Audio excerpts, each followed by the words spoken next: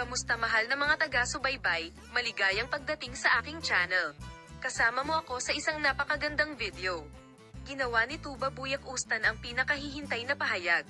Ang aktres na si Tugba Buyak Ustan Honor Sailak ay taimtim na nagsalita tungkol sa kanyang mga anak mula sa kanyang relasyon sa kanyang dating asawa.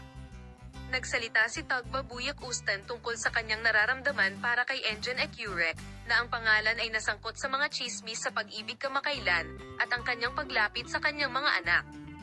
Ang aktres ay madalas na nasa agenda kasama ang kanyang dalawang anak na ipinanganak mula sa kanyang relasyon kay Honor Sailak, na hiwalayan niya ilang taon na ang nakalilipas.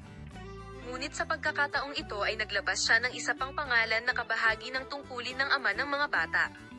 Habang ibinahagi ni Enjen Ecurek ang pagmamahal na naramdaman niya para sa mga anak ni Tuba Buyak Ustan at ang atensyon na ipinakita niya sa kanila, sa pagkakataong ito ay nagsalita siya ng mga masasakit na salita tungkol kay Honor Sailak.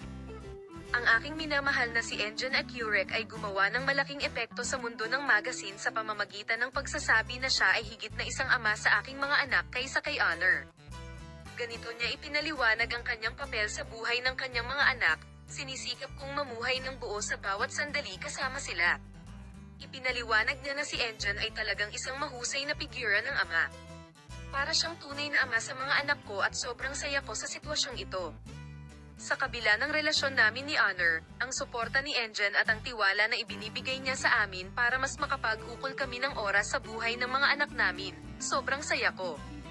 Binigyang diin ni Tuba Buyak Ustan na mahalaga sa akin ang kaligayahan ng kanyang mga anak. Ang pinakamahalaga para sa kanya ay ang kaligayahan ng kanyang mga anak. Tinukoy din ni Tugba Buyak Ustan ang mga espesyal na sandali sa kanyang relasyon kay Enjen Ecurek. Napakasaya ko kapag kasama ko si Enjen. Ang paggugol ng bawat sandali sa kanya ng lubusan ay isa sa pinakamagagandang karanasan sa aking buhay.